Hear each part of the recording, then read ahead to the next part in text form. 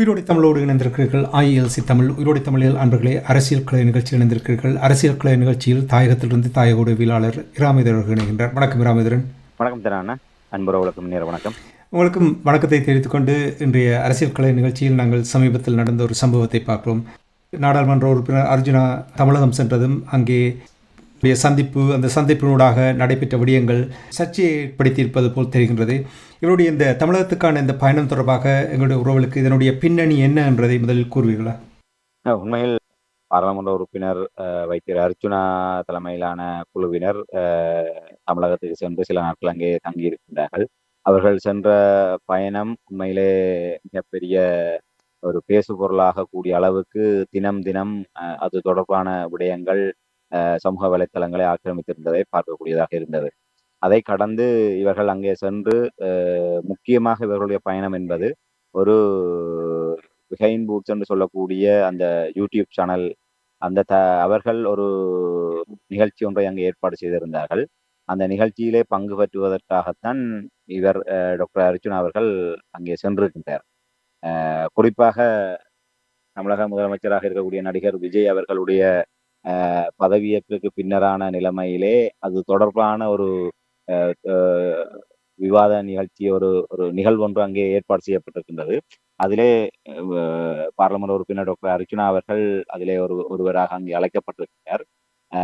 ஏற்கனவே அர்ஜுனா அவர்கள் தேர்தல் காலத்திலே, தமிழக தேர்தல் காலத்திலே நடிகர் விஜய் அவர்களுக்கு ஆதரவாக தொடர்ச்சியாக கருத்துக்களை வெளியிட்டு வந்ததும், இலங்கை பாராளுமன்ற அமர்வில் கூட விஜய் தொடர்பான விடயங்களை அங்கே அவர் பேசி தன்னுடைய கடைசி ஆசை விஜய் அவர்கள் தமிழக முதல்வராக பதவியேற்கின்ற அந்த தருணத்தை தன்னுடைய 2 கண்களால் காண வேண்டும் என்பது தன்னுடைய கடைசி ஆசை என்பதாக பாராளுமன்றத்தில் கூட அந்த விடயத்தை அவர் பேசி ஒரு உலக கவனத்தை தன்பால் ஈர்த்திருந்தார். அவருடைய அணுகுமுறை என்பது அதுவாகத்தான் இருக்கின்றது. இந்த விடயத்தை பேசினால் தான் ஒரு பிரபல்யமாக முடியும், தன்னை எல்லாருமே பேசுவார்கள், தான் எப்போதுமே ஒரு பேசு பொருளாக இருக்க வேண்டும், அதனூடாக தனக்கான அதாவது செயல்பாட்டை விட இப்படியான சர்ச்சைக்குரிய விவகாரங்களிலே தன்னை ஈடுபடுத்துவதனூடாக தன்னை எப்போதுமே ஒரு பேசு பொருளாக வைத்திருக்க வேண்டும் என்று விரும்பக்கூடிய ஒரு மனநிலை உள்ள ஒருவராகத்தான் டாக்டர் அர்ஜுனா அவர்கள் ஆரம்பத்திலிருந்தே இப்போது வரை அவர் இருந்து வருகின்றார். ஆகவே அந்த வெளிப்பாடாக அதை பார்க்கப்பட்டது. ஆகவே அங்கே தமிழகத்திலே செயல்படுகின்ற அந்த பிஹைண்ட் பூட்ஸ் என்ற அந்த யூடியூப் தளம் கூட தங்களுடைய அந்த வருமானத்துக்காகவும் இல்லை தங்களுடைய அந்த தளத்தை மேலும் பிரபல்யப்படுத்துவதற்காகவும் இப்படியான பிரபல்யங்களை அழைத்து நிகழ்ச்சிகளை செய்வதனூடாக தங்களுடைய இலக்குகளை அவர்கள் அடைய வேண்டும் என்ற ஒரு எண்ணத்திலே அவர்கள் ஒரு தனிப்பட்ட ஒரு உத்தியோகபூர்வமாக தமிழக அரசுடனான சந்திப்பாகவோ இல்லை தமிழக அரசினுடைய அழைப்பின் பேரிலான சந்திப்பாகவோ இல்லை வேறு எந்த ஒரு விடயமோ இல்லாமல் ஒரு தனியே இவர் ஒரு பிரபலம், இவர் ஏற்கனவே ஒரு டிக்டாக் பிரபலமாக, ஒரு சமூக வலைத்தள பிரபலமாகத்தான் இவர் இந்த தமிழ் தேசிய பரப்புக்குள்ளாக, குறிப்பாக இந்த சாவச்சேரி வைத்தியசாலை அடிப்படையாக கொண்டு உள்ளே வந்து பின்னர் அரசியலிலே சுயேட்சையாக போட்டியிட்டு பாராளுமன்ற உறுப்பினராக வந்து இந்த நொடிப்பொழுது வரை தன்னை ஒரு சமூக வலைத்தள பிரபலமாக தான் அவர் தன்னை முதன்மைப்படுத்தி கொண்டு வருகின்றார். அதுதான் தன்னுடைய ஒரு செயல்பாட்டு ஆயுதமாகவும் செயல்பாட்டு களமாகவும் அவர் நம்புகின்றார். ஆகவே அப்படிப்பட்ட ஒரு பிரபலத்தை தங்களுடைய வியாபார நோக்கத்துக்காக, விளம்பர நோக்கத்துக்காக அவர்களும் பயன்படுது. இவரும் அவ்வாறாக ஒரு தமிழகத்திலே ஒரு பரந்துபட்ட வாசகர் தளத்தை கொண்டிருக்கக்கூடிய அந்த சமூக வலைத்தள தரப்பினருடைய அனுசரணையோடு தன்னையும் தமிழக அரசியலுக்குள் அந்த ஒரு வட்டத்துக்குள்ளாக விரிவுபடுத்தலாம் என்கின்ற நோக்கத்தோடும் இவருடைய பயணம் அது அமைந்திருந்தது. ஆகவே உண்மையாக இந்த பயணத்துடைய நோக்கம் என்பது இதுவாகத்தான் இருந்தது. சென்ற இடத்திலே அவர் கூட சில நாட்கள் அங்கே இருந்து அந்த தொடர்புகளின் ஊடாக தமிழக முதலமைச்சர் நடிகர் விஜய் அவர்களை சந்திப்பதற்கான அதி தீவிரமான முயற்சியில ஈடுபட்டிருந்தார்கள்.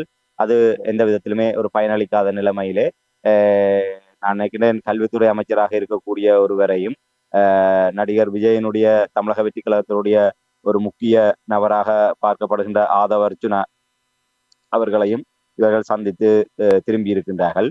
இதை தவிர அங்கே ஒரு பெரிய அளவிலான ஒரு முக்கியமான சந்திப்புகளோ இல்லை வேறு எந்த விடயங்களுமே இடம்பெற்றதாக அறியக்கூடியதாக இல்லை.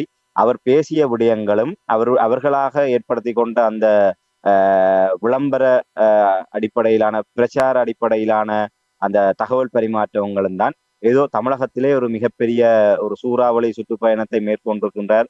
தமிழகம் முழுவதும் எங்கு சென்றாலும் அமோக வரவேற்பு என்பதை போன்ற ஒரு தோற்றப்பாடு காட்டப்பட்டிருக்கிறதே தவிர, உண்மையாக மருத்துவர் அர்ச்சுனா அவர்களுடைய தமிழக பயணம் என்பது ஒரு தனிப்பட்ட ஒரு யூடியூப் சேனலுடைய நிகழ்ச்சிக்காக சென்று அவர்களுடைய ஏற்பாட்டிலே அங்கே அவர்கள் சார்ந்த அந்த யூடியூப் தளம் சார்ந்து இருக்கக்கூடிய அவர்களுடைய உறுப்பினர்கள் இல்லை அவர்களுடைய குடும்ப நண்பர்களுடன் ஒரு சில சந்திப்புகள், அதை கடந்து இரண்டு அமைச்சர்களுடனான சந்திப்பு, இதை தவிர்த்து அவர்களினால் ஒரு வேறு எந்த ஒரு ஆக்கப்பூர்வமான சந்திப்புகளையும் அங்கே மேற்கொள்ள முடியவில்லை என்பதுதான் இது தொடர்பாக நாங்கள் அறிகின்ற போது தெரியக்கூடியதாக இருக்கின்றது.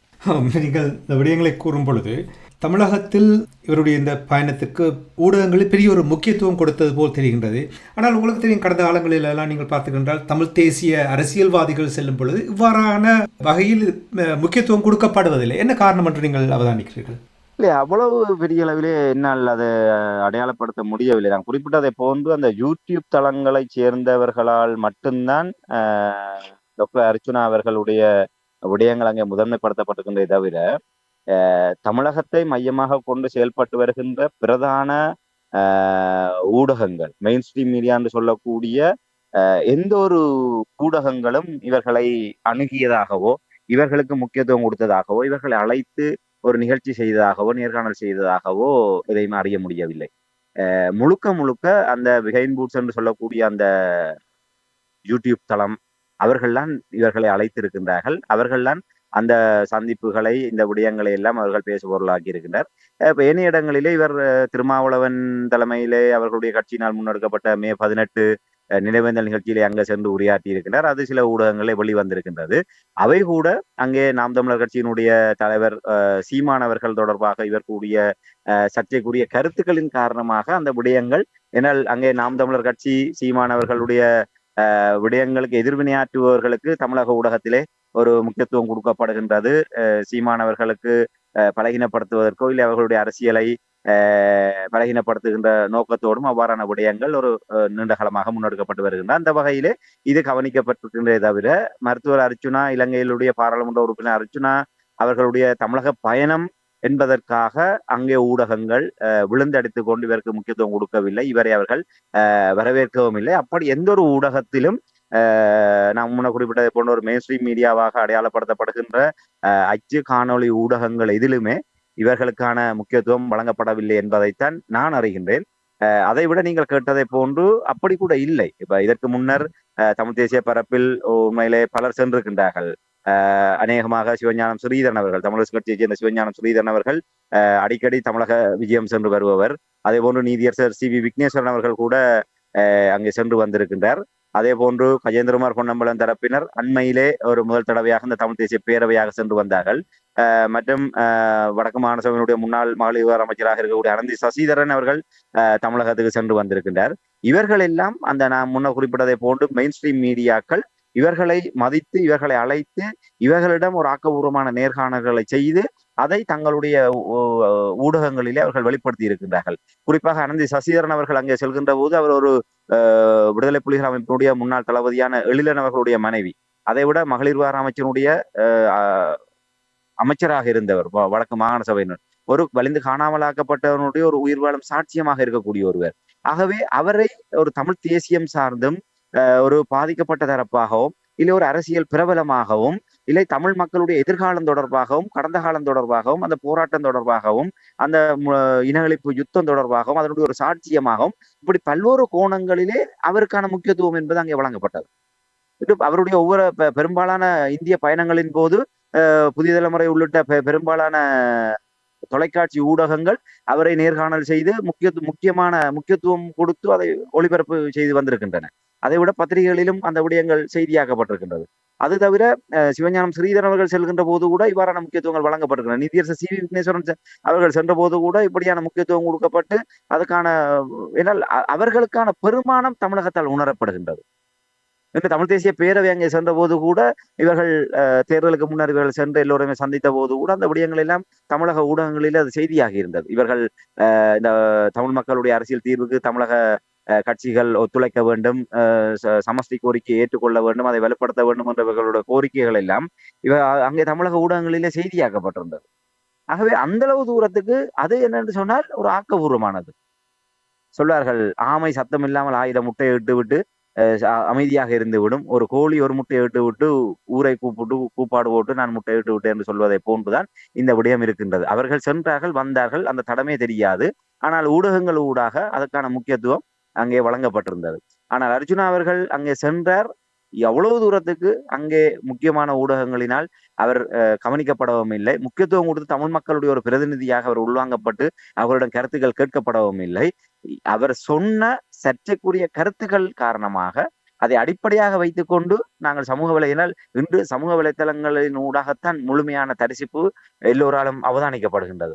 ஆகவே அந்த அடிப்படையில் பார்க்கின்ற போது அவர் ஏதோ தமிழகத்திலே நின்ற 4-5 நாட்களும் ஏதோ மிகப்பெரிய ஒரு அரசியல் அதிர்வலைகளை ஏற்படுத்தக்கூடிய சந்திப்புகளை எல்லாம் அவர் செய்திருக்கின்றார் என்று போன்று தோற்றமளிக்கும். ஆனால் அது ஒரு என்ன சொல்வது, ஒரு கண்கட்டு வித்தையை போன்ற இந்த சமூக வலைத்தளங்களின் ஊடாக மேற்கொள்ளப்பட்ட ஒரு பிம்பமே தவிர உண்மையாக தமிழக ஊடகங்களோ இல்லை அரச தரப்புகளோ வேறு எவருமே அவரை ஒரு ஏறெடுத்தும் பார்க்கவில்லை என்பதைத்தான் இந்த இடத்துல என்னால் சொல்லிக்கொள்ள முடியும்.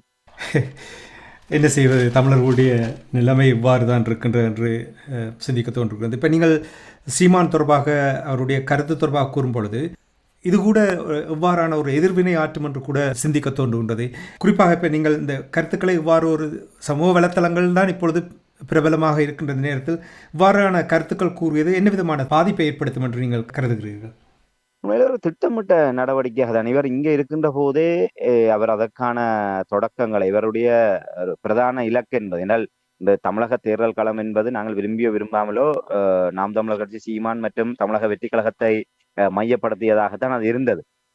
அவர்கள் ஒரு 3வது 4வது தளத்திலே பார்க்கப்பட்டாலும் ஒரு ஊடக ரீதியாகவும் சமூக வலைத்தளங்களுடைய கவனிப்பு ரீதியாகவும் ஒரு மாற்றத்துக்கான ஒரு தரப்பாக அந்த 2 தரப்புகளுமே அடையாளப்படுத்தப்பட்டார். ஆகவே அவர் ஒரு தரப்பை அவமதித்து ஒரு தரப்பை ஆதரிப்பதன் ஊடாக தன்னை ஒரு பிரபலமாக அவர் தடம் பதிக்க முற்பட்டார். அந்த வகையிலே சீமானவர்கள் தொடர்பாக இங்கே இருக்கின்ற போதே அவர் பல சர்ச்சைக்குரிய கருத்துக்களை கூறியிருந்தார்.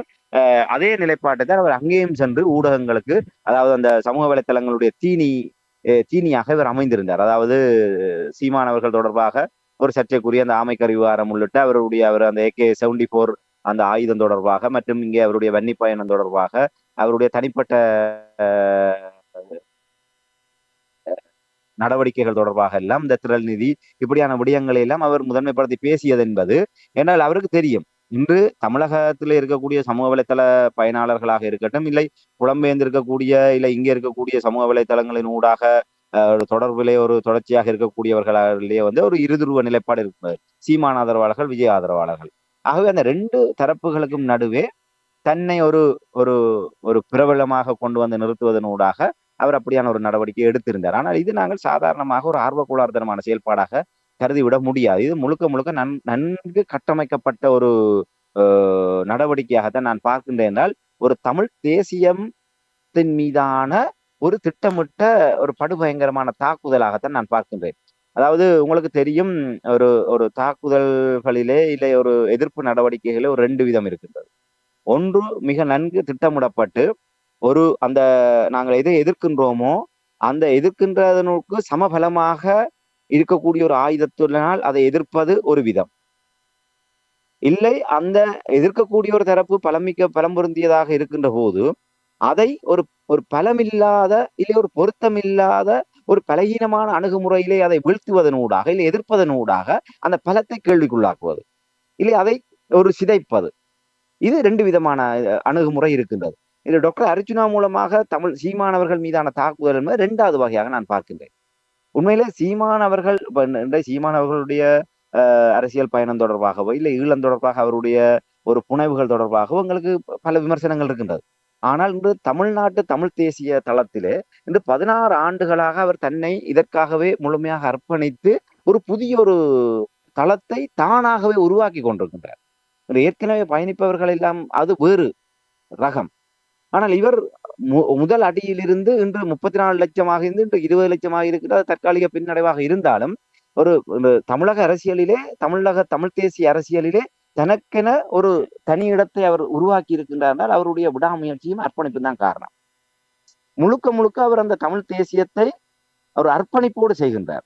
ஆனால் டாக்டர் அர்ச்சுனா அவர்கள் அந்த சீமானவர்களை இப்படியாக கேள்விக்குள்ளாக உண்மையிலே ஈழத்தமிழர்கள் பெருமளவானவர்கள் கூட அந்த ஒரு சில சொல்லாடல்களோடு மட்டும்தான் சீமானை எதிர்ப்பதற்கான காரணத்தை முன்வைக்கின்றார்கள்.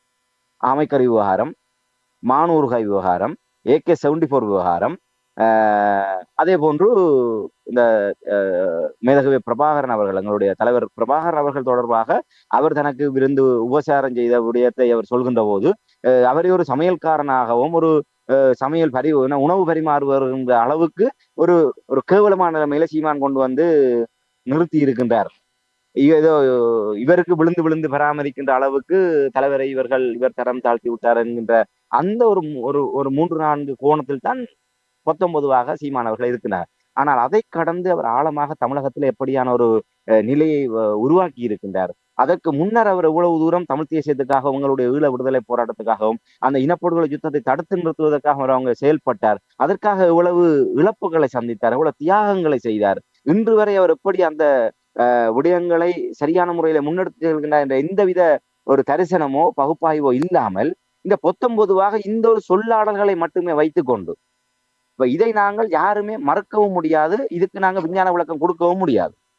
அவருடைய இந்த ஆமைக்கறி விவகாரமா இருக்கணும் என்று உண்மையிலே அங்க வன்னி போர்க்களத்துல இருந்தவர்களுக்கு தெரியும். அந்த விடுதலை புலிகள் களத்துல இருந்த போராளிகள் என்னென்ன உணவுகளை எடுத்துக்கொண்டார்கள், என்னென்ன விடயங்கள்ல இதையெல்லாம் நாங்கள் இப்போது என்றால் இந்த விடயங்களை எல்லாம் அது உண்மையில சீமானவர்கள் செய்த மிகப்பெரிய தவறு.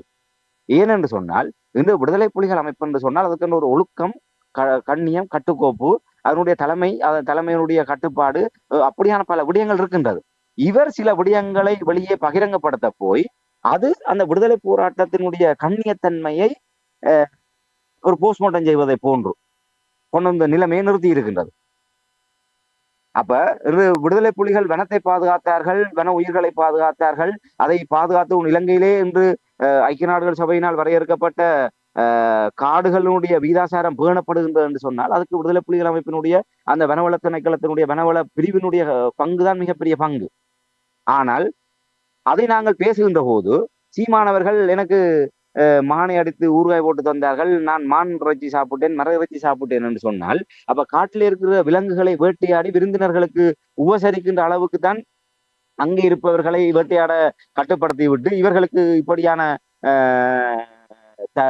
தடையை மீறி காட்டு விலங்குகளை வேட்டையாடி உணவளிப்பதற்கு இவர்கள் அனுமதித்தார்களா என்கின்ற ஒரு கேள்வி வருகின்ற போது அங்கே அந்த விடயங்கள் எல்லாம் ஒரு சர்ச்சைக்குரியதாக மாற்றப்படுகின்றன. அது பிள்ளைதான். ஆனால் அதையே முதன்மைப்படுத்தி சீமானை வீழ்த்த வேண்டும் என்று நினைப்பது என்பது தமிழ் தேசியத்தின் மீது நாங்கள் ஒரு கல்லறிகின்ற இல்லை தமிழ் தேசியத்தின் மீதான ஒரு ஒரு உச்சகட்ட தாக்குதலாகத்தான் நான் பார்க்கிறேன்.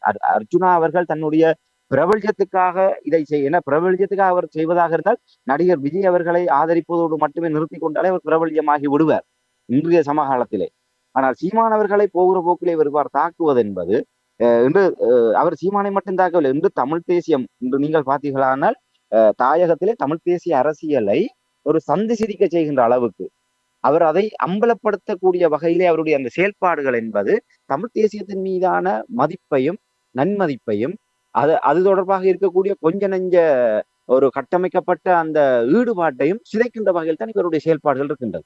ஆகவே இவருடைய நோக்கம் என்பது இன்று நாங்கள் இதை ஒரு வலுவான ஒரு பின்னணியில பார்க்கின்ற போது ஆயுதங்கள் மௌனிக்கப்பட்டதற்கு பிற்பாடு தமிழ் தேசிய அரசியலிலே அந்த விடுதலை புலிகளுடைய தொடர்ச்சி இருக்கக்கூடாது என்பது தமிழ் மக்களை அழித்தொழித்த இலங்கை அரசாங்கம், இந்திய பன்னாட்டு அரசுகளுக்கும் அதோடு இணைந்த புலனாய்வு கட்டமைப்புகளுடைய பிரதான நிகழ்ச்சி நிரல் என்பது தமிழ் தேசிய அரசியலை சிதைக்க வேண்டுமாக இருந்தால் அந்த புலிகளுடைய தொடர்ச்சியை அறுக்க வேண்டும்.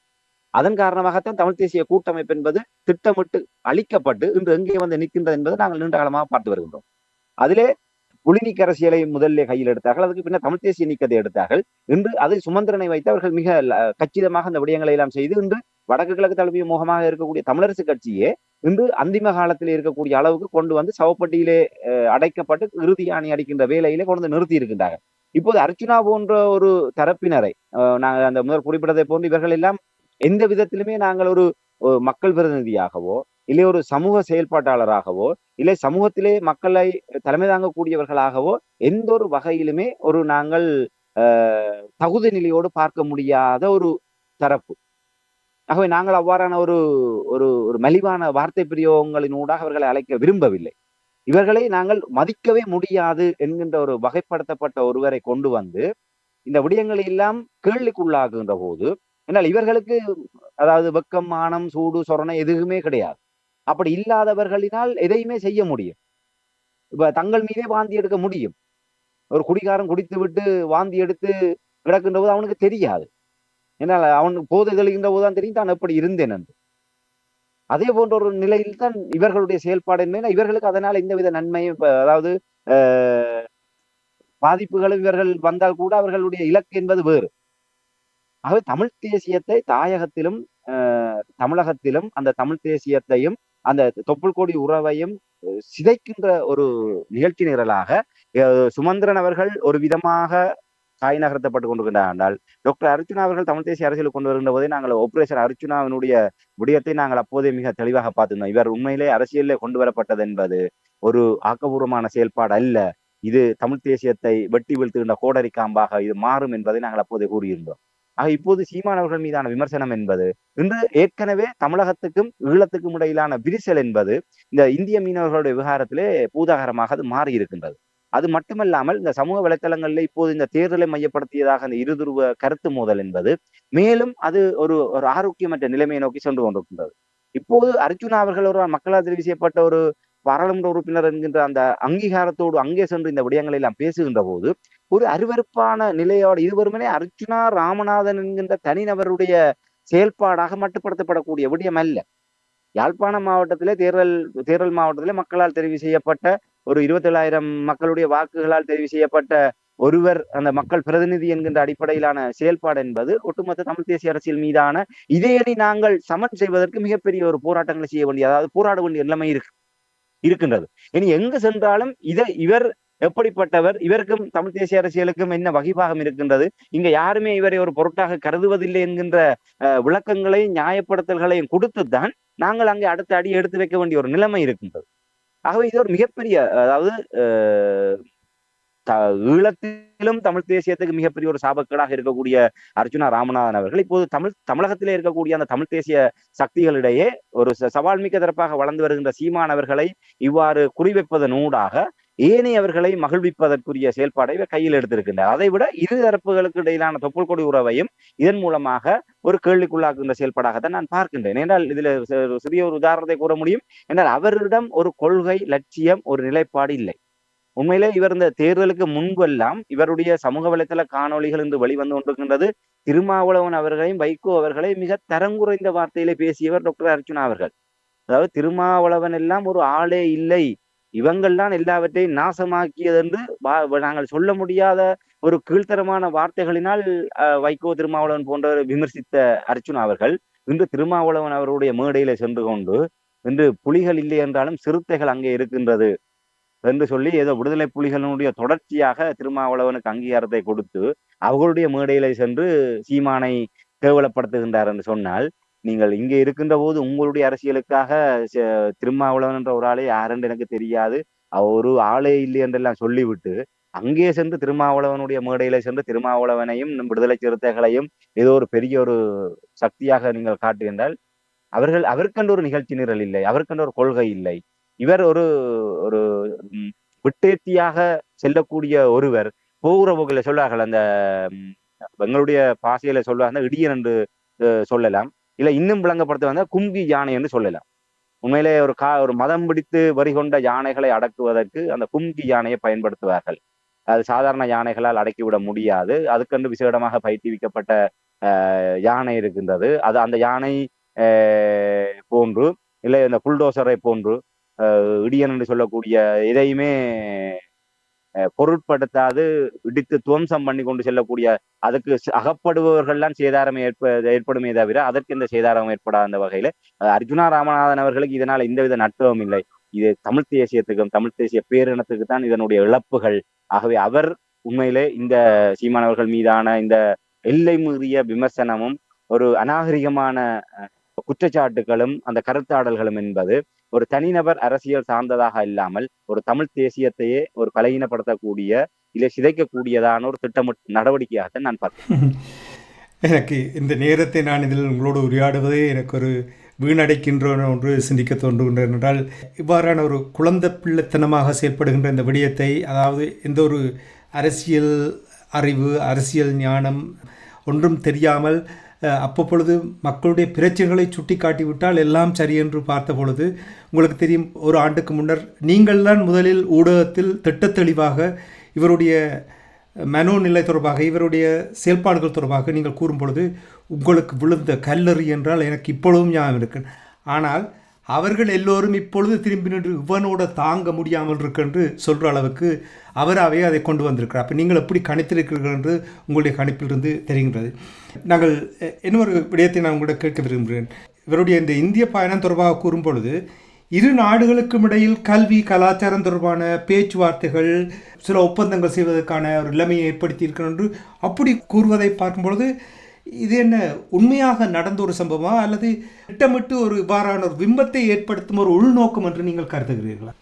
இது தமிழக அரசு தொடர்பாக உத்தியோகபூர்வமான செய்தி அறிக்கையோ இல்லை வேறு எந்த விடயங்களோ இது தொடர்பாக வரவில்லை. இவர்கள் தங்களுக்கு இருக்கின்ற அந்த தொடர்புகள் மூலமாக இவர்களே ஒரு சமூக வலைத்தளங்களின் ஊடாக தங்களை பிரபலியப்படுத்தி கொண்டிருக்கின்ற நிலைமையிலே அவர்களாக வெளிப்படுத்திய செய்திகள்தான் இவை.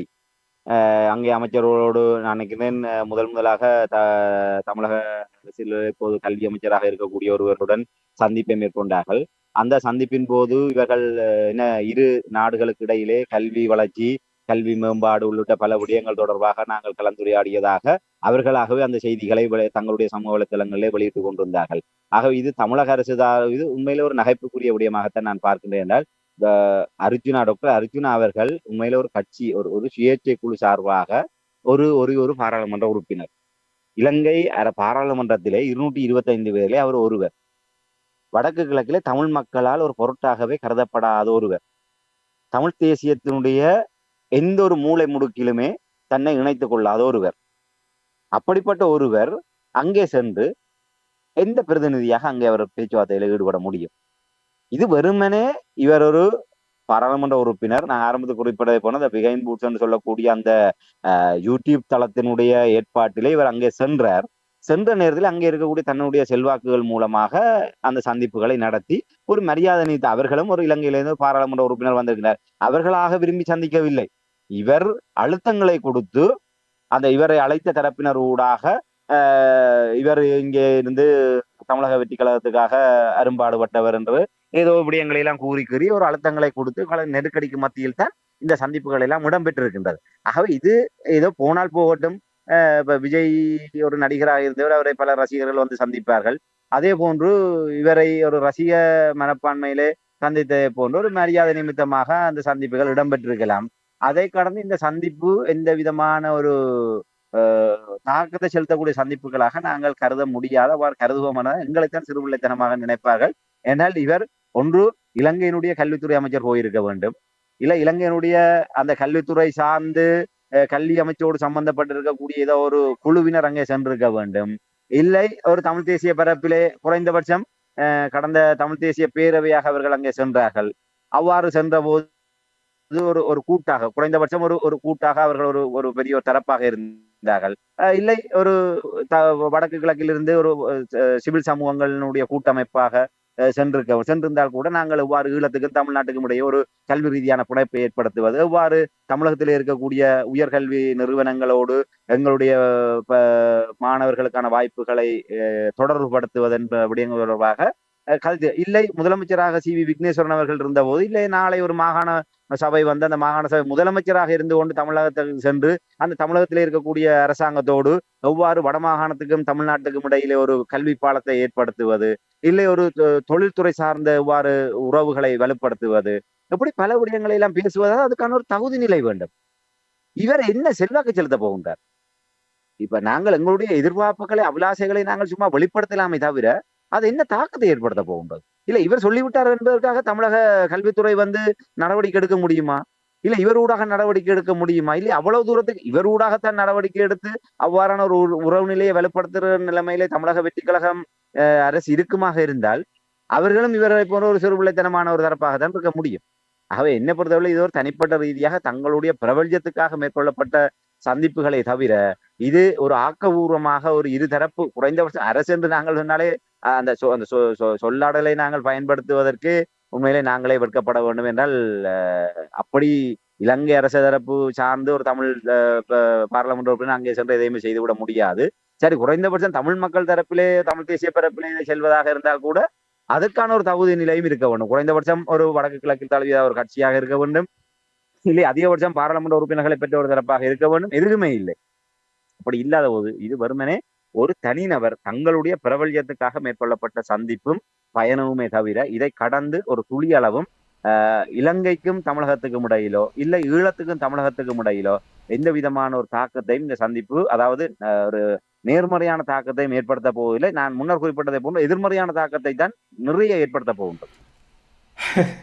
எனக்கு கேட்டுக்கொண்டிருக்கும் பொழுது தமிழ் மக்களுடைய அந்த பரிதாபமான நிலைமையை எப்படி சொல்வது, எப்படி விவரிப்பது என்று தெரியாமல் இருக்கின்றது.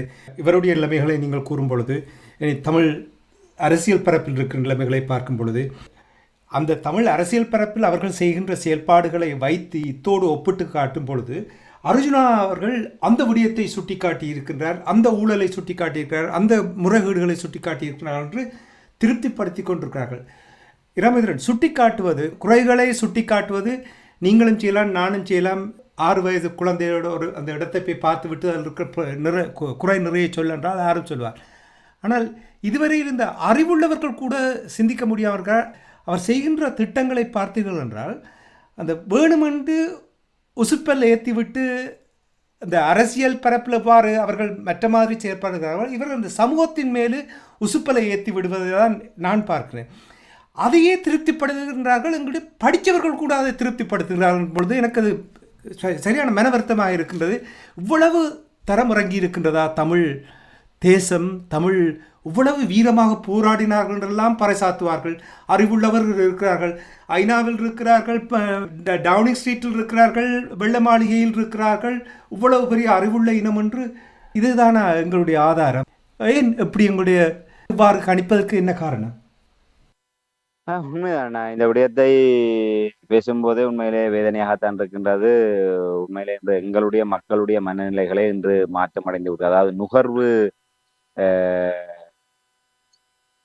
ரசனை என்பது இன்று பலவிதமாக மாறி இருக்கின்றது. அதுதான் அடிப்படை.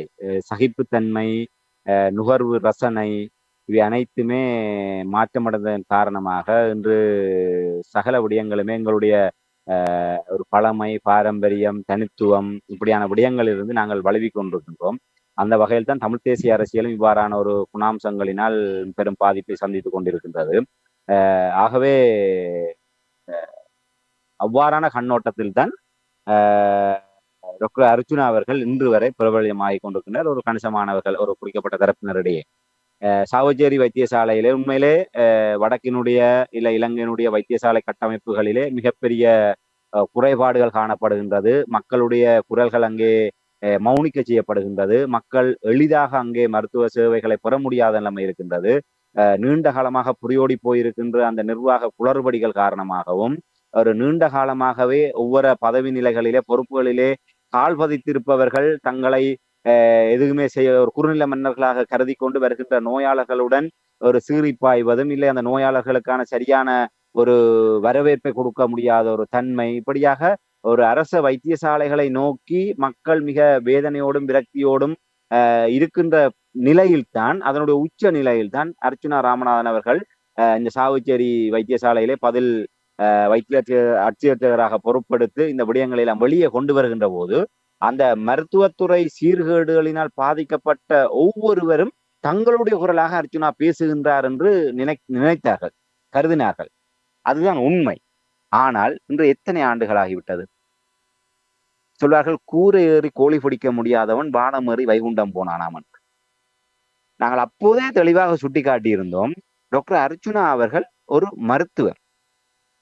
அதைவிட அந்த மருத்துவ நிர்வாகம் தொடர்பாக படித்து பட்டம் பெற்று அதற்காக நியமிக்கப்பட்ட ஒருவர். ஆகவே பதில் வைத்திய அட்சியராக சாவச்சேரி வைத்தியசாலையில பொறுப்படுத்த போது அவரே கூறியிருக்கிறார். நான் நினைக்கிறேன் அப்போது ஒரு 30 கிட்ட அங்கே வைத்தியர்கள் இருக்கின்றார்கள். அதில் 25க்கு மேற்பட்டவர்கள் தன்னோடு மிக இணக்கமாக இருக்கின்றார்கள். ஒரு சிலர் தான் அவர்கள் அங்கே ஒரு குழப்பத்தை ஏற்படுத்தி கொண்டிருக்கின்றார்கள் என்று. அப்ப ஒரு 30 பேர் பணியாற்றுகின்ற இடத்துல 25க்கு மேற்பட்டவர்கள் உங்களோடு இணக்கமாக இருக்கின்ற போது சரியான ஒரு தலைமை நிர்வாகியாக இருந்தால், சரியான நிர்வாக ஆளுமை உள்ள ஒருவராக இருந்தால், இல்லை மருத்துவத்துறையை சீர்படுத்த வேண்டும் என்ற அக்கறை இருந்திருந்தால், அந்த சாவச்சேரி வைத்தியசாலையிலே உங்களுக்கு கை கட்டி அந்த அதிகாரத்தை வைத்துக்கொண்டு உங்களுக்கு இணங்கி வர முன்வந்த அந்த 25க்கு மேற்பட்ட வைத்தியர்களை வைத்துக்கொண்டு நீங்கள் முன்மாதிரியாக சாவச்சேரி வைத்தியசாலை நடத்தி காட்டியிருக்க வேண்டும். இன்றைக்கு இலங்கையிலேயே இப்ப நீங்கள் ஏதோ நீங்கள்தான் பெரிய மருத்துவ புரட்சியாளன் என்பதாகவும் ஊழல் முறைகேடுகளுடைய புரட்சியாளனாகவும் அதை மீட்டெடுக்க வந்த ஒரு கதாநாயகனாகவும் உங்களை தேவதூதனாகவும் நீங்கள் காட்டிக்கொண்டது உண்மையாக இருந்தால் நீங்கள் அந்த சாவச்சேரி வைத்தியசாலையில இருந்து கொண்டு அதனுடைய வாழ்நாள் வைத்திய அத்தியட்சகர் என்கின்ற பொறுப்பு நிலையை எடுத்து அந்த சாவச்சேரியை ஒரு ரோல் மாடலாக இலங்கையில இருக்கக்கூடிய அரச வைத்தியசாலைகளிலே முன்மாதிரியான வைத்தியசாலையை நீங்கள் மாற்றி காட்டி இருந்தால் அதுதான் தலை சிறந்த பணியாக இருந்திருக்கும். அதை விட்டு உங்களுடைய துறையை விட்டு அரசியலுக்கு அரசியலுக்கும் சம்பந்தம் இல்லாமல் மருத்துவத்துக்கும் சம்பந்தம் இல்லாமல் பைத்தியகாரத்தனமா உளறிக்கொண்டு இப்படியெல்லாம் இல்ல அந்த போற வார எல்லாரையும் கடிச்சு வச்சுக்கொண்டு உண்மையில அந்த ரோட்டு வழிய நாங்கள் அவரை ஒப்பிடுவதற்காக சொல்லவே ஒரு உவமைக்கு சொல்கின்ற போது உண்மையில ஒரு ரோட்ல இருக்கக்கூடிய ஒரு ஒரு வெறி நாய் அதை கட்டுப்படுத்த முடியாது. அது தனக்கு தோன்றுவர்கள் எல்லாம் பாய்ந்து பாய்ந்து கடிக்கும். அதே போன்ற ஒரு நிலைமை தான் தமிழ் தேசிய அரசியல் வந்திருக்கின்றது. டாக்டர் அர்ஜுனா அவர்கள் அவருக்கே ஒரு இலக்கு தெரியாது. அவருக்கு அந்த நேரம் என்ன தோன்றுகின்றதோ அதை செய்வார். இவரை கடிக்க வேண்டும் போல் இருந்தா கடிப்பார், இவரை பிராண்ட வேண்டும் போல் இருந்தா பிராண்டுவார். அப்ப நீங்க ஒரு மருத்துவராக அந்த மருத்துவத்துறையை சீர்படுத்தி அதிலே உங்களை நீங்கள் நிலைப்படுத்தி இருந்தால் இந்த தமிழ் இனம் கொண்டாடி இருக்கு. உங்களுடைய போராட்ட பின்னணி ஒரு அனுதாபமாக வைத்துக் கொண்டு என்று சீமானவர்களை விமர்சிக்கின்ற அர்ஜுனா அவர்கள் இவருக்கும் போராட்டத்துக்கும் என்ன பங்களிப்பு இருக்கின்றது? தமிழ் தேசியத்துக்கு இவர் என்னத்தை அர்ப்பணம் செய்திருக்கின்றார்? இவருடைய தந்தை காவல்துறை தமிழீழ காவல்துறையிலே ஒரு அதிகாரியாக இருந்தார் என்பது அது வேறு விடயம். அது அவருடைய தியாகம். அவருடைய தியாகத்தை வைத்துக்கொண்டு நீ அடுத்தவனை கை நீட்டி குறைவுன்ற அளவுக்கு சுட்டி காட்டுகின்ற அளவுக்கு உனக்கு என்ன தகுதி இருக்கின்றது? நீ என்ன செய்திருக்கின்றாய்? இதற்காக சீமான் தேசிய பாதுகாப்பு சட்டத்திலே இத்தனை ஆண்டுகள் சிறை இருந்தார். எவ்வளவு தூரம் தன்னுடைய வாழ்க்கையை இழந்து தன்னுடைய வருமானத்தை இழந்து தன்னுடைய திரைத்துறை எதிர்காலத்தை இழந்து இந்த அரசியலுக்காக தமிழ் தேசத்துக்காக நிற்கின்றார் என்று சொன்னால் அவர் இழந்த தியாகங்கள் அவர் அவ்வளவுக்கு தன்னை தகுதியானவராக மாற்றி வைத்திருக்கின்றார். அதே போல நீ உன்னுடைய பாராளுமன்ற உறுப்பினராக இருக்கக்கூடிய அர்ச்சுனா அவர்கள் வைத்தியத்துறையில் அதை செய்திருக்க வேண்டும். ஒரு கட்டத்தில் என்ன சொன்னார்? யாழ் போதனா வைத்தியசாலையினுடைய பணிப்பாளராக இருக்கக்கூடிய சத்தியமூர்த்தி அவர்களுடைய அந்த இடத்தை தந்தால் நான் சகல விடயங்களை விட்டு நான் ஒதுங்கி விடுவேன் என்று. ஆக இவருடைய இலக்கு என்பது யாழ் போதனா வைத்தியசாலையினுடைய பணிப்பாளராக இருக்கக்கூடிய வைத்திய கலாநிதி சத்தியமூர்த்தி மற்றும் யாழ் மாவட்ட சுகாதாரத்தை பணிப்பாளராக இருக்கக்கூடிய வைத்திய கலாநிதி கேதீஸ்வரன், இந்த 2 பேர் மீதான வன்மத்தையும் அந்த 2 பேருக்கு எதிராக ஒரு உளவியல் யுத்தத்தை அவர்கள் மீதான ஒரு நம்பகத்தன்மை ஏற்படுத்துவது இன்று அவர் எதையுமே நிரூபிக்கவில்லை இன்று வரை. டாக்டர் கேதீஸ்வரன் அவர்கள் தனியார் மருந்தகங்களுக்கு அரச வளங்களை பயன்படுத்தி கள்ளச்சந்தையிலே மருந்துகளை விற்றார். இளைஞர்களை போதைக்கு அடிமையாகக்கூடிய அந்த போதை மாத்திரைகளை தன்னுடைய இந்த பதவி நிலையை வைத்துக் கொண்டு விற்பனை செய்தார், சமூகத்தை சீரழித்தார் என்பதெல்லாம் பல்வேறு குற்றச்சாட்டுகளை கூறினார். இன்று வரை அந்த வழக்கு நீதிமன்றத்தில் முன்னெடுக்கப்பட்டு கொண்டிருக்கின்றது. ஒரு சாட்சியத்தையாவது இவரால் அதில் நிரூபிக்க முடியவில்லை. இதெல்லாம் வெறுமனே ஒரு குற்றஞ்சாட்டுவது. நாங்கள் மீண்டும் சொல்லக்கூடிய விடயம் என்னவென்றால், இவர் ஒரு சரியான ஒரு ஆளாக இருந்தால் இன்று அவரை பின்பற்றுபவர்கள் அவர் இதையாவது செய்கின்றாரானே என்று சொல்பவர்கள் எல்லாம் சொல்வதற்கு தேவையில்லை. ஆட்கள் நீங்கள் குறிப்பிட்டதை போன்று எல்லோருக்குமே தெரியும். நாங்கள் ஆரம்பத்திலிருந்து 17 ஆண்டுகளா சொல்கின்ற விடயம் தமிழ் மக்களுக்கு என்ன பிரச்சனை என்பது உலகத்துக்கே தெரியும். உண்மையிலே ஒரு அடிக்கடி உதாரணமாக நாங்கள் சொல்கின்ற விடயம், ஒரு நோயாளரோடு ஒரு நோயாளரோடு இன்னொரு உதவிக்கு செல்வார். உண்மையில அவர் பேசக்கூடிய நிலைமையில இருக்கின்ற போது அவருக்கு ஒரு ஆள் தேவையில்லை. இல்லை அவருடைய நோய் நிலையை பார்க்கின்ற போது அவர் அங்கே ஒரு தொடர்ச்சியான இருமலோடு செல்கின்றாரா இருந்தால் அங்கே போய் இருமி கொடுக்கின்ற போது எதிரே இருக்க மருத்துவருக்கு தெரியும் அவர் என்ன நோயினால் இல்லை அவருக்கு இன்னொருவர் போய் எடுத்து கொடுத்தான் சொல்ல வேண்டும் என்ற நிலைமை இல்லை. அதே போன்று தமிழ் மக்களுக்கு என்ன பிரச்சனை என்பது ஒட்டுமொத்த உலகத்துக்குமே நன்றாக தெரியும். என்ன வேண்டும், என்ன செய்ய வேண்டும், என்ன பிரச்சனை என்பது தெரியும். ஆகவே தமிழ் மக்களை பொறுத்தவரையிலே ஒரு சிறந்த ஒரு வைத்தியரைத்தான் எதிர்பார்க்கின்றார்களே தவிர, அதாவது பிரச்சனைகளுக்கு தீர்வு காணக்கூடிய, தீர்வை பெற்றுத்தரக்கூடிய, இல்லை தீர்வை காட்டக்கூடிய ஒரு வைத்தியராக, ஒரு வைத்திய உவமையிலே நாங்க சொல்வதாக இருந்தால், ஒரு மருத்துவர், அப்படியான ஒரு மருத்துவர் வழிகாட்டக்கூடிய ஒருவர் தான் தேவைப்படுகின்ற. ஒரு கூட சென்று இவருக்கு 10 நாளா காய்ச்சல் தலைவலி இருக்குன்னு சொல்லக்கூடிய ஒரு ஒரு அட்டெண்டனையோ இல்லை நோயாளரோடு இருக்கக்கூடிய ஒரு உதவியாளரோ மக்கள் எதிர்பார்க்கவில்லை. ஆகவே டாக்டர் அர்ஜுனா அவர்கள் இந்த விடயங்களை எல்லாம் சொல்கின்றார் என்பதற்காக அவரை தலையில துப்பித்து கொண்டாட விடும். அவர் செய்கின்ற வேலை என்பது குளவி கூட்டு கல்லறிவது. குளவி கூட்டு கல்லறிவது என்பது ஒரு மனோவியாதி பிடித்தவர்களுடைய செயல்பாடு. ஒரு குளவி கூட்டுக்கு கல்லறிவது உண்மையில குளவி கூட்டை கலைத்து அந்த தேனை எடுப்பவர்கள் அதை நுட்பமாக கையாள்வார்கள். அதற்கென்று சொல்லி வழிமுறைகள் இருக்கின்றது. அமாவாசை இருட்டிலே போய் அதை எடுப்பார்கள். அதற்கு அவர்கள் அந்த தேனீயினால் பாதிப்பு வராத வகையிலே தங்களை தற்காத்து கொண்டு என்றால் அது அவர்களுடைய உழைப்பு, அவர்களுக்கான தொழில். அந்த தேனை எடுப்பது என்பது அவர்களுடைய தொழில். ஆகவே அந்த தொழிலே ஆபத்துக்கு, எல்லா தொழிலும் ஆபத்து இருக்குன்னு, அதே போல தேன் எடுக்கின்ற தொழிலும் ஆபத்து இருக்கு. அந்த ஆபத்தை எவ்வாறு தாங்கள் எதிர்கொள்வது, அதை எவ்வாறு பாதுகாத்துக் கொள்வது என்பது தொடர்பான முன்னேற்பாடுகளோடு அந்த தேனை எடுப்பார்கள். ஆனா குளவிக்கூடு கல்லறிவர்கள் அப்படி அல்ல. அவர்கள் ஒரு விதமான ரகம், வீதியாலே சென்று கொண்டிருப்பார்கள். அவர்கள் எல்லாம் ஒரு குரூரமான மனம் படைத்தவர்கள். இவர்கள் தப்பி விடுவார்கள். ஒரு வீதியாலே சென்று கொண்டிருக்கின்ற போது ஒரு மரக்கோப்பில குளவி கூடி இருக்கும். இவர்கள் கல்லறிந்து விட்டு ஓடி விடுவார்கள். அதால் வருகின்ற அப்பாவி பொதுமக்கள் அந்த குளவியினால் கடிபட்டு பாதிப்பு அல்லலுக்குள்ளாகின்ற போது இவர்கள் மறைந்திருந்து ரசிப்பார்கள். அது ஒரு விதமான ஒரு குரூரமான மனம் படைத்த வெளிப்பாடு. அப்படிப்பட்ட ஒரு நபர் தான் டாக்டர் அர்ஜுனா அவர்கள். மருத்துவத்துறையாக இருக்கட்டும், இல்லை தமிழ் தேசிய அரசியலாக இருக்கட்டும், அதன் மீது அந்த குளவிக்கு கல்லறிவதை போன்று எல்லாவற்றையுமே கல்லறிந்து குழப்பி விடுவது. ஆனால் கல்லறிவதற்கு எங்களுக்கு நபர்கள் தேவையில்லை. அது கல்லறிபவர் உண்மையிலே கல்லறிகின்றார் என்பதற்காக நாங்கள் உண்மையிலே அந்த குளவி கூட அதிலே இருக்கின்ற ஒருவர் தான் அதிலே நன்மை அடைவார். அந்த குளவி கூடு இருப்பதனால் பாதிக்கப்படுகின்ற அந்த வீட்டுக்காரரோ இல்லை அந்த இடத்துல இருக்கக்கூடிய ஒருவர். ஆனால் அதனால் எத்தனையோ பேர் பாதிக்கப்படுகின்றார்கள். அப்படி யாருமே பார்ப்பதில்லை. ஆகவே டாக்டர் அர்ஜுனா அவர்கள் இதையெல்லாம் பேசுகின்றார்கள் என்பதற்காக நாங்கள் தலையில வைத்து கொண்டாடுவ முடியாது. அப்படி கொண்டாடுபவர்களும் உண்மையிலே நீங்கள் குறிப்பிடுவதை போன்று ஒரு படித்தவர்களாக இருப்பவர்கள் கூட டாக்டர் அர்ஜுனா அவர்கள் இப்படியான ஒரு ஆள் தேவைதான் என்று கருதுகின்ற ஒரு நிலைமை என்று சொன்னால், அப்ப நாங்கள் எல்லாம் என்ன செய்யவும்? இப்படியானவர்களிடம் அந்த பொறுப்பை ஒப்படைத்து விட்டு நாங்கள் எங்களுடைய வேலைகளை பார்த்து கொண்டிருப்போமாக இருந்தால் இப்படியான நிலைதான் எங்களுக்கு வரும். ஆகவே டாக்டர் அர்ஜுனா என்பவர் என்னை பொறுத்தவரை எந்த ஒரு கோணத்திலும் நாங்கள் ஒரு ஆரோக்கியமாக கருதிவிட முடியாது. தமிழ் தேசியத்தை சிதைப்பதற்காக சுமந்திரன் தொடக்கி வைத்த அந்த தமிழ் தேசிய சிதைப்பை இப்போது டாக்டர் அர்ஜுனா என்கின்ற இன்னொரு முகத்தினூடாக முடிவுரை எழுதுவதற்கு, என்றால் இப்போது சுமந்திரன் அவர்கள் அதை முடித்து வைத்து அவர் அதிலிருந்து வேறு ஒரு இலக்கை நோக்கி அவர் பயணிக்க எத்தனித்துக் கொண்டிருக்கின்றார். ஆகவே இவர்களுக்கு தேவை முற்று முழுதாக இப்படியான, என்றால் இதெல்லாம் ஒரு ஒரு அடையாளங்கள் என்று முதல் உங்களுக்கு என்ன தமிழ் தேசியம் என்று சொன்னால் அந்த ஒரு விடுதலை புலிகளுடைய அந்த கொள்கையின் வழி வந்திருக்க வேண்டும். அந்த விடுதலை போராட்டத்தோடு தொடர்பட்டவர்களாக இருக்க வேண்டும். மாவீரர்கள் போராளிகள் மீதான மதிப்பு மரியாதையோடு இருக்க வேண்டும். மக்களிடம் நன்மதிப்பு பெற்றவர்களாக இருக்க வேண்டும். மக்களுக்கு உண்மையாக விசுவாசமாக இருக்க வேண்டும். இல்லை தமிழ் தேசியத்திலே நீண்ட காலமாக பயணிப்பவர்களாக இருக்க வேண்டும். இன்று டாக்டர் அர்ஜுனா அவர்கள் பாராளுமன்ற உறுப்பினராக தெரிவு செய்யப்பட்டதற்கு பிற்பாடு, சுமந்திரன் அவர்கள் தமிழ் தேசிய அரசியலுக்கு வந்ததற்கு பிற்பாடு நிலைமை மாறிவிட்டது. தமிழர்களுக்கு எதிர்த்து கொண்டு விடுதலை போராட்டத்தை பயங்கரவாதமாக சொல்லிக்கொண்டு இனப்படுகொலை நடைபெறவில்லை என்று சிங்களத்தின் குரலாக ஒழித்துக் கொண்டே தமிழ் மக்களுடைய வாக்குகளால் வெல்ல முடியும் என்கின்ற ஒரு நிலையை உருவாக்கியது சுமந்திரன் அவர்கள். சுமந்திரன் மூலமாக அதைத்தான் இந்த தமிழ் தேசியத்தை அழிக்க நினைத்தவர்கள் விரும்பினார்கள்.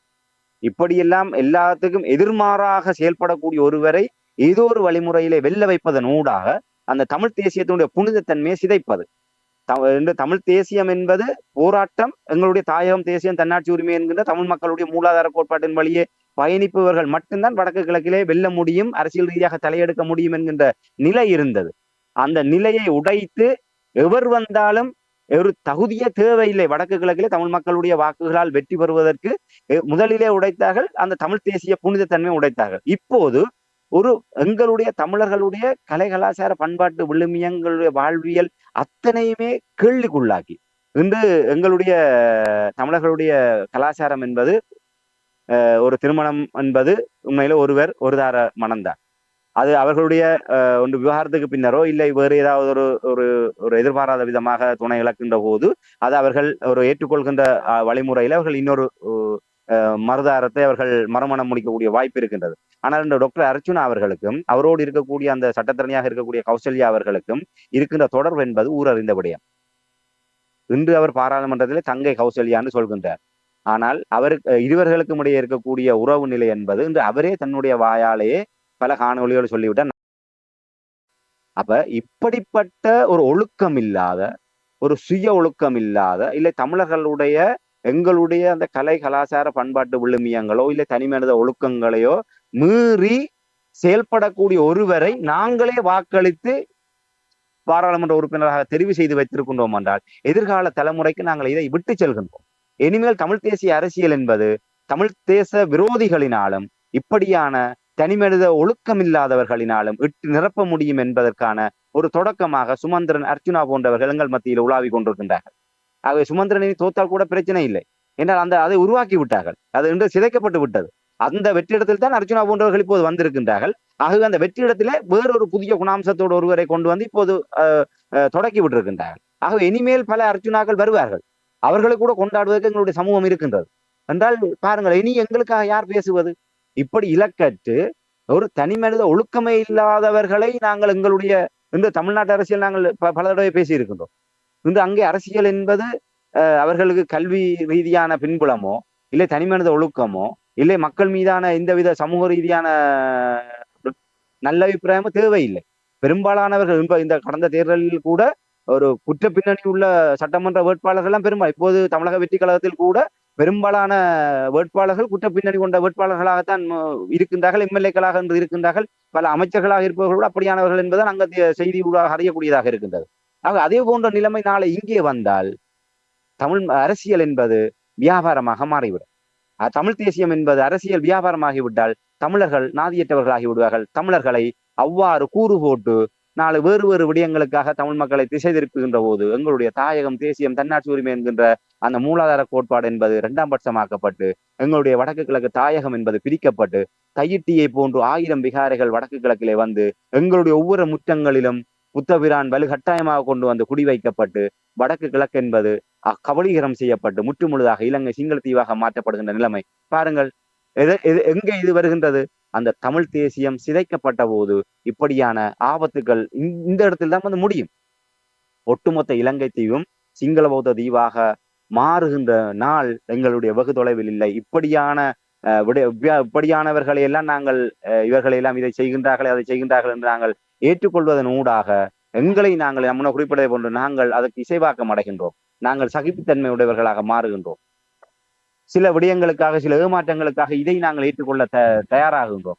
அந்த சமரசம் என்பது இந்த இடத்திலே வந்து தமிழ் தேசியத்தை முற்றுமுழுதாக வேறறுத்து இப்படியான ஒரு கையறு நிலைமையில கொண்டு வந்து எங்களுடைய தேசத்தை விட போகுது. ஆகவே அர்ச்சுனா அவர்கள் இந்த விடயங்களை எல்லாம் சொல்கின்றார் என்பதற்காக ஒரு கணம் அர்ச்சுனா அவர்களை ஆதரிப்பவர்கள் ஒரு கணம் நீங்கள் சில ஆண்டுகள் பின்னோக்கி சிந்தித்து பாருங்கள். சாவகச்சேரி வைத்தியசாலையில இடம்பெற்ற இவர் சொன்ன அத்தனை விடயங்களும் இன்று சீரமைக்கப்பட்டிருக்கின்றதா? அங்கே இன்று தேனாரும் பாலாரும் ஓடுகின்றதா?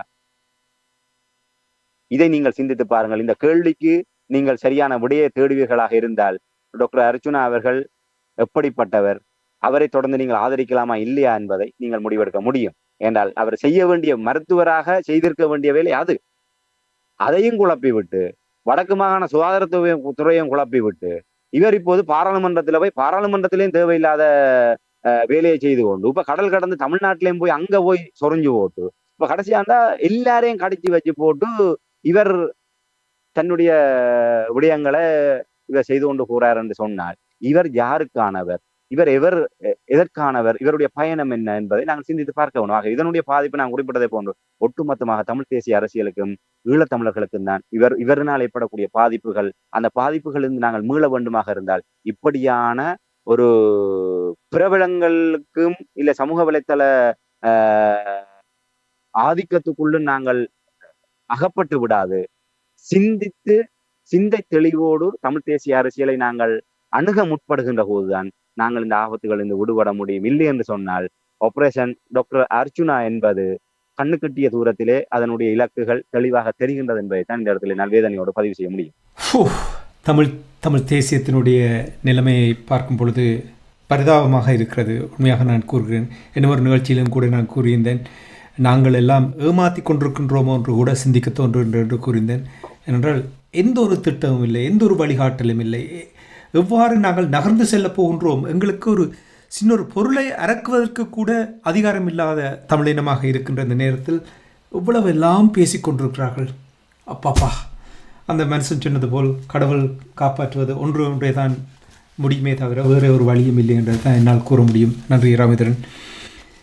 இவ்வளவு ஒரு மணி நேரத்தை நான் வீணடித்து விட்டேன் என்று சிந்திக்க தோன்றுவது. ஆனால் இருந்தாலும் இந்த விடயங்கள் மக்களுக்கு தெரியும் பொழுதுதான் மக்கள் விழிப்படைவார்கள், ஒரு மாற்றத்தை ஏற்படுத்துவார்கள் என்ற அந்த நம்பிக்கையோடு. நிச்சயமான நாங்கள் எதுவுமே வீணாக போவதில்லை. நாங்கள் ஒரு இடத்துக்கு முன்னர் ஆரம்பத்திலே டாக்டர் அர்ஜுனா அவர்கள் இவ்வாறான இந்த குட்டை குழப்புகின்ற அரசியலை செய்கின்ற போதே இவருடைய நிகழ்ச்சி நிரலை மிக தெளிவாக நாங்கள் சுட்டிக்காட்டினோம். அப்போது எங்கள் மீது கல்லறிந்தவர்கள் காலப்போக நாங்கள் தனிமனித விருப்ப வெறுப்புகளின் ஊடாக இந்த விடயங்களை தரிசிப்பதில்லை. தமிழ் தேசியத்தினுடைய கண்ணோட்டத்திலே நாங்கள் அந்த தரிசனத்திலே நாங்கள் இந்த விடயங்களை பார்க்கின்ற போது இது எங்கே செல்ல போகின்றது, இதனுடைய பின்னணி என்பதை எங்களுடைய அனுபவத்தின் அடிப்படையில் ஆழமாக நாங்கள் வருகின்றோம். இன்று கசப்பாக இருந்தாலும் நாளை இதனுடைய உண்மைகளை எல்லோருமே உணர்வார்கள். ஆகவே இது பயனற்ற ஒன்றாக இருக்காது. நிச்சயமாக ஒரு சிந்தை தெளிவுக்கான தொடக்கமாக நாங்கள் இது இருக்கும் என்றால் அதைத்தான் நாங்கள் ஆரம்பத்திலே ஒரு வருடங்களுக்கு முன்னரே நாங்கள் கூறிய விடயம் அதற்கு பின்னர் நிதர்சனமானது. அந்த வகையிலே நாங்கள் இது ஒருபோதுமே வீணாக போவதில்லை. நாங்கள் மருந்து கசப்பாகத்தான் இருக்கும், ஆனால் அதை அருந்துகின்ற போதுதான் அதிலிருந்து குணமடைய முடியும். ஆகவே தமிழ் தேசிய எங்களுடைய செயல்பாடு என்பது ஒரு தமிழ் தேசியத்தை வெளிப்படைய செய்வது, அந்த அரசியல் விழிப்புணர்வின் ஊடாக எங்களுடைய மக்களை ஒரு சிந்தை தெளிவோடு அந்த விடுதலை வேட்கையோடு தொடர்ந்து பயணிப்பதற்கான அந்த நிலையிலே அவர்களை தக்க வைப்பதுதான் எங்களுடைய நோக்கம். அந்த வகையிலே இது என்னை பொறுத்தவரையிலே இது ஒரு பெருமதியான ஒரு பதிவாகத்தான் இருக்கும் என்று நம்புகின்றேன். நன்றி ராமேந்திரன். நிச்சயமாக நீங்கள் கூறுவது போல் மக்களுக்கு தெளிவுபடுத்த வேண்டும். அதைத்தான் நீங்கள் தொடர்ந்தும் பல வகைகளில் செய்து கொண்டு வருகிறீர்கள். அதற்காக உயிரோடை தமிழ் நண்பர்கள் சார்பாக உங்களுக்கு நன்றியை குறிக்கொண்டு நாங்கள் மீண்டும் ஒரு சந்திப்போம். நன்றி, வணக்கம். நிச்சயமான நன்றி, வணக்கம். எமது பார்வையாளர்களுக்கு வணக்கம். மக்களின் குரலாய் ஓங்கி ஒலிக்கும் இலக்கு மின்னிதழ் மற்றும் உயிரோடை தமிழ் வானொலி ஆகிய இவ்விரு ஊடகங்களும் உங்களைப் போன்ற எமது நேயர்கள் நண்பர்களின் ஆதரவிலேயே இயங்கி வருகின்றன. மிக குறைந்த வளங்களுடன் பல இடர்கள் மற்றும் தடைகளை தாண்டி பயணிக்கும் எமது ஊடகங்களின் பணிகள் மேலும் வளர உங்களால் முடிந்த நிதியுதவியை வழங்கி இன்னும் காத்திரமான செயற்பாடுகளை முன்னெடுக்க உதவுமாறு மிகவும் பணிவன்புடன் வேண்டி நிற்கின்றோம். உங்கள் பங்களிப்பு உங்களின் உரிமை குரலாய் ஓங்கி ஒலிக்கும். நன்றி.